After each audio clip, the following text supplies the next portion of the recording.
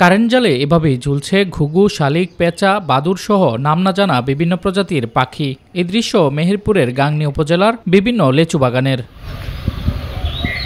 লিচু রক্ষায় অনেক বাগানি ব্যবহার করছেন কারেন্ট জালে আটকা পড়ে প্রতিনিয়ত এভাবে মারা যাচ্ছে অসংখ্য পাখি হত্যায় যেমন নষ্ট হচ্ছে পরিবেশ, তেমনি দিন দিন বিলীন হয়ে যাচ্ছে বিভিন্ন প্রজাতির পাখি পরিবেশের ভারসাম্য রক্ষা করে।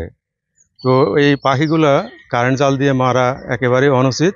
পাখিগুলো যদি বেঁচে থাকতো তাহলে বিভিন্ন পোকামাকড় খেত, যে পোকামাকড় বিশেষ করে ফসলের ক্ষতি হতো। পাক পোকালি মেরি এই নেট জাল টাঙি আল্লাহর কাছে তো এত বড় দায় দিতে পারবো না।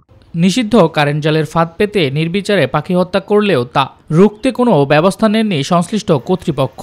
এতে করে জীববৈচিত্র্য হুমকির মুখে পড়বে বলে আশঙ্কা পাখি প্রেমীদের। বাগানে যদি বাল্ব দেওয়া যায় পাখি লাগবে না, বাদুড় লাগবে না, শামসুকি লাগবে না। লাইট এবং টিন ব্যবহার করলে পাখিগুলা মরার হাত থেকে বাঁচানো সম্ভব। লিচু বাগানে যারা কারেন্ট জাল দিয়ে পাখিকে মারার জন্য তাদেরকে আইনগত ব্যবস্থা নেওয়ার জন্য অনুরোধ করতেছি। লিচু রক্ষায় কোনো কৃষক যেন বাগানে কারেন্ট জাল ব্যবহার না করে সেজন্য তাদের সচেতন করা হবে বলে জানিয়েছে উপজেলা বন কর্মকর্তা। ইতিপূর্বে যেখানে এই ধরনের সমস্যা বা অভিযোগ পেয়েছি আমরা তাৎক্ষণিক গিয়েছি, সেখানে জাল অপসারণ করেছি এবং তাদেরকে এই বিষয়গুলো সচেতন করে এসেছি যাতে পরবর্তীতে তারা এই কাজ না করে। জাল দিয়ে পাখি নিধনের সর্বোচ্চ শাস্তি 1 বছরের জেল ও 1 লাখ টাকা জরিমানা।